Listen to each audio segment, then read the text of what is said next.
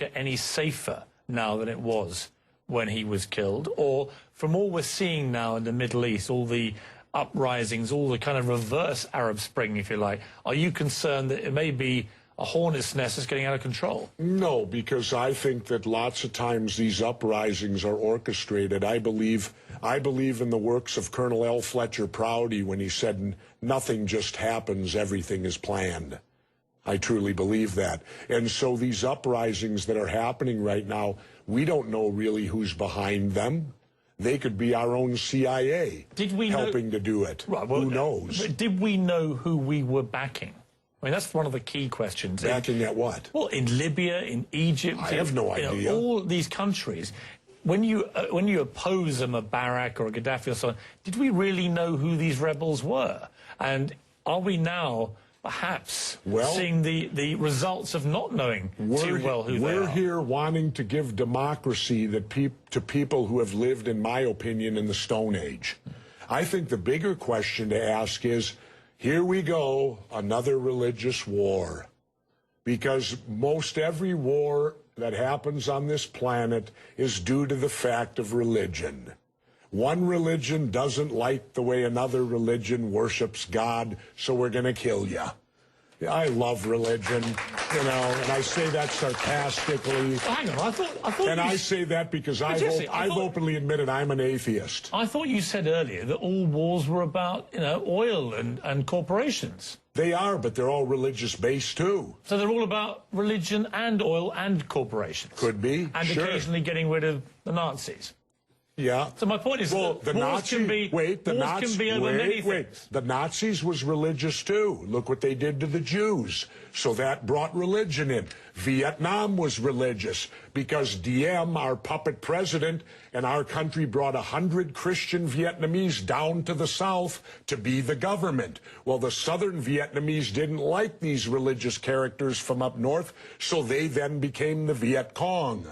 So all wars, pretty much in my lifetime, have had some religious basis, but certainly big business gets in there because wars are very profitable to certain big businesses. And, of course, big business needs to be in the Middle East so that we can get the oil out of the Middle East, so we can get the lithium out of Afghanistan. You know, they discovered a vein of lithium there they say is worth $1 trillion. Well, what is lithium used for? Every cell phone, computer, and soon-to-be electric cars. Let's talk about why we're really there. We're not there. How does any of these wars affect our freedom in any way? The United States is not in any threat. They're not going to do a Normandy invasion on us, Al-Qaeda in Virginia. Yeah, but hang on, you're being slightly naive, aren't you? Because I'm not being naive, sir. I think you are being naive. No. Because I think that it's clear one of the main reasons that America went into Afghanistan was to try and get Al-Qaeda dismantled, the organization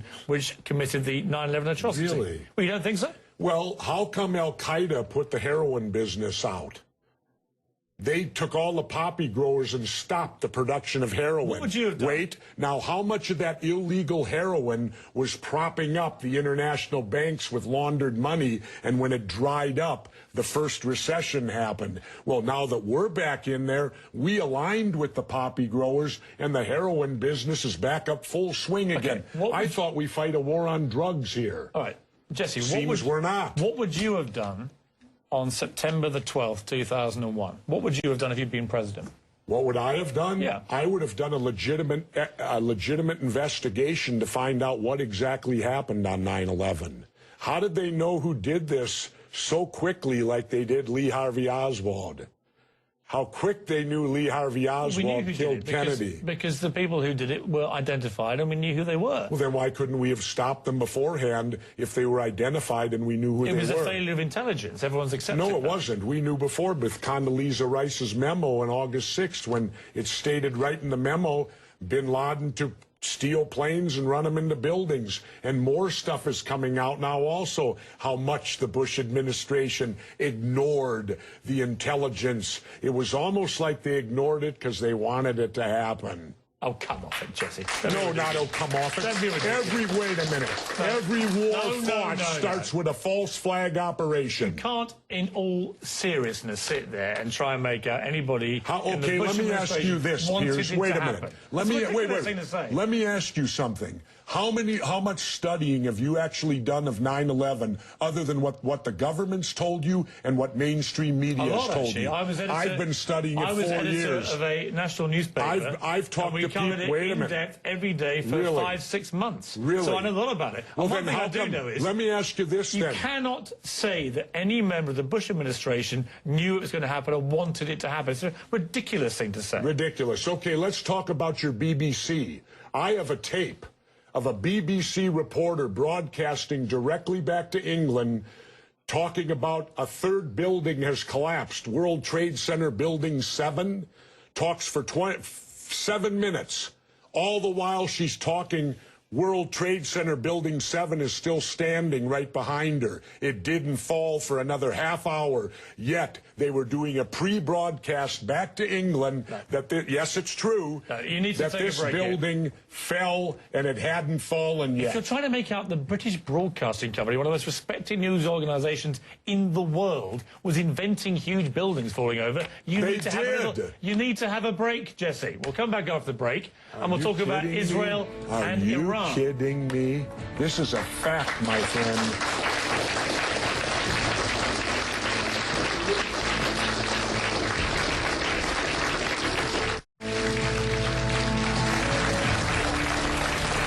Jesse Ventura live along with our studio audience. We left a fairly heated debate about various theories that you have about 9/11 and so on. Let's move on to... Oh, and the government only has a theory.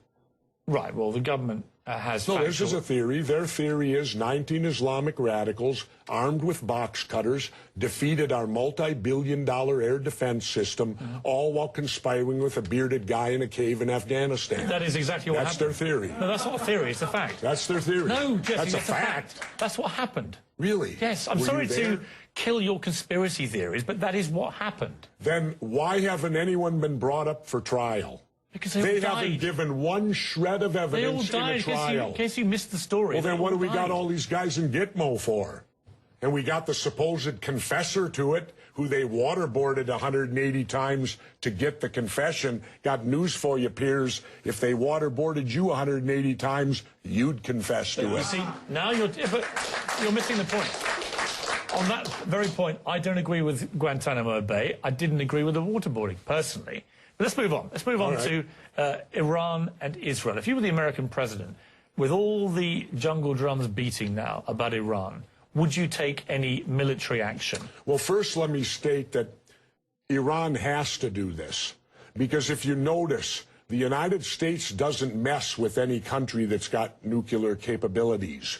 They only mess with countries that don't. So all countries that don't have it strive to get it because it's a safety mechanism to have it.